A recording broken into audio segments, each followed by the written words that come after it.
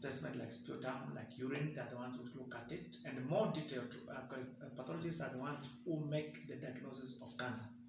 So it means that before you are told that you have got cancer, it means that a pathology has to look at that tissue and make a diagnosis.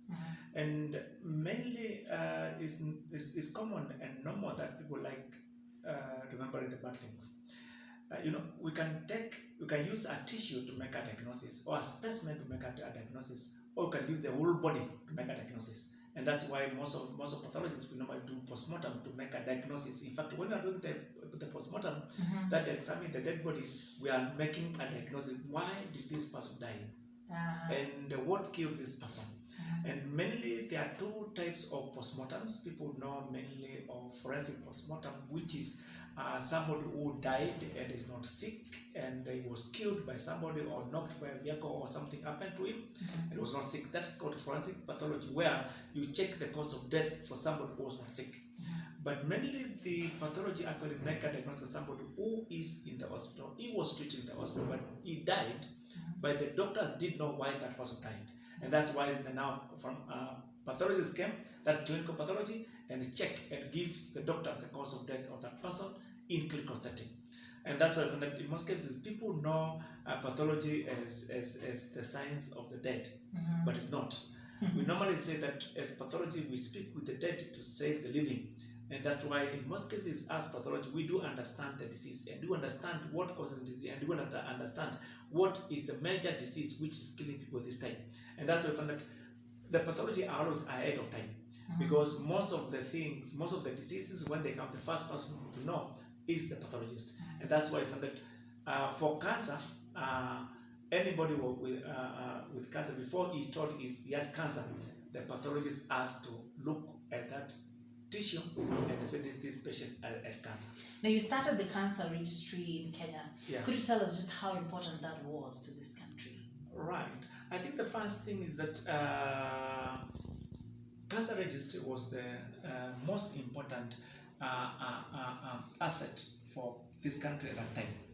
The first thing is that when I was training as a pathologist here in Kenya, we were talking about cancer. By that time, cancer was far-fetched. It's found that it was not a disease in forefront. And that's why actually, as Kenyans, we started having cancers later. And after I trained in masters in pathology, I went to Australia, where I did a diploma in forensic medicine or in forensic pathology. But when I was in Australia, something struck me. When I was Australia those days, cancer was very common. And I knew that cancer would be common in Kenya later. At some point in time. At some point. So when I came back to Kenya, of course I worked as the chief clinical pathologist sometime for 1 year, and then I came to Cambridge. And when I came to Cambridge, my main objective was start cancer registry. And I was coming saying that I want to start cancer registry, but I didn't know where to start. I didn't know how to do it. But that was my actual objective. And things work. And within 1 year in Cambridge, I knew I will start cancer registry. And that time I knew that cancer registry is the most important instrument for cancer control and prevention and management in Kenya.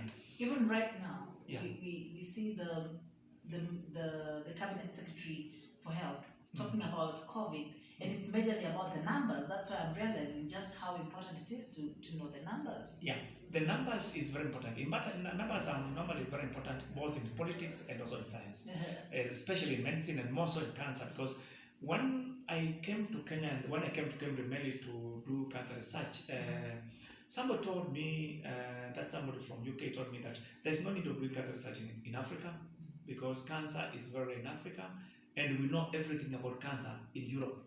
So you're not telling me anything, ask anything new. The only thing new you can tell us is how many cancers you have in Kenya.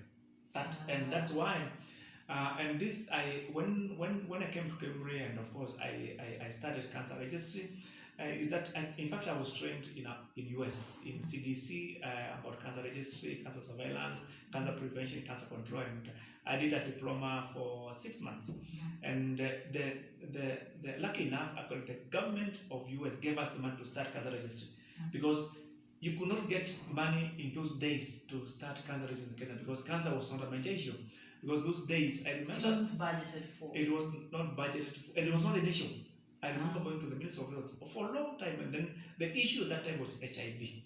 We want to know more about HIV, and HIV was funded, and the cancer registry was something which was far-fetched. And of course, I knew deep in my in myself is that I know that cancer registry was the most important. Of course, I started it had a lot of challenges because it's something I was starting. Nobody knew the importance of cancer registry, and then even the doctors they were not keen about cancer registry. So when I started, of course, I started cancer registry. Of course, I started single-handedly, and then after some time, of course, I get some people into it here in Cambridge, and then I tried to convince a few hospitals. There are some hospitals which took almost 2 years to accept us to get the cancer data from them. And some of the hospitals, they told us we don't need the cancer registry, and it was actually difficult to start it. What is the difference now that we have the registry?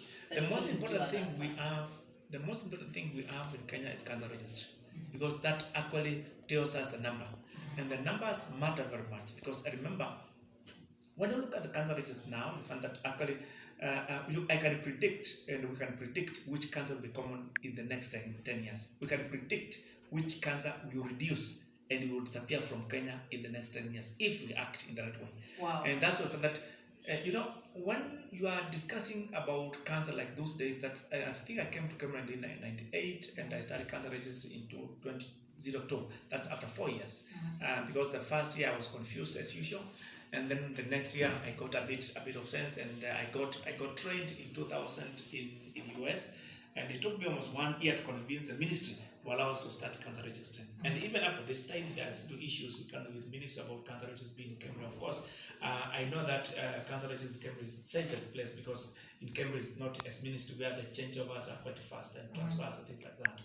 Of course, when I started cancer registry, the first thing is that I wanted to do whole country, being what I am. And then, of course, after I knew what it is, I knew that you cannot do it for the whole country. Up to this time, we have not done for the whole country. In fact, cancer registry mainly in Nairobi and Eldoret and maybe Kisumu and Mombasa and some other 1 or 2 counties in Kenya.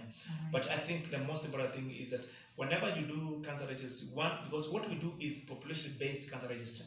There's also cancer registry which is not very useful for individual hospitals, and there's what we call the population-based, that we look at the population and we know how frequent is cancer in that given population, and which cancer is common and which cancer is followed by what. So when I started cancer registry, I think it had a lot of problem, but lucky enough, the US knew the importance of cancer registry. So they gave us money for 3 good years. Wow, they supported this. They supported the National Cancer Institute of US gave us money for 3 good years. And by that time, in fact, by 0, 2, 3, 4, and 5. And then the WHO came in and other people came in to be able to fund cancer registry. And then we had so many. I think when I started cancer registry in Cambridge, it was the first well-run cancer registry in Africa. Wow. So we trained almost every African country about cancer registry here.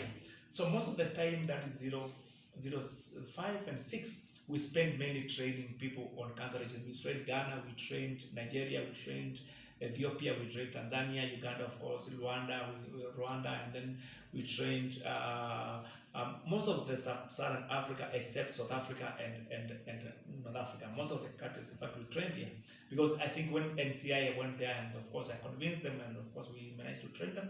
And that's why you find Cambridge at that time was being used as the training center for cancer research for Africa that time. And then of course I used that chance to train almost most people in Kenya. Those days, of course, I trained people in provinces, and of course it did not work in the provinces because cancer research is not cheap and not easy to run.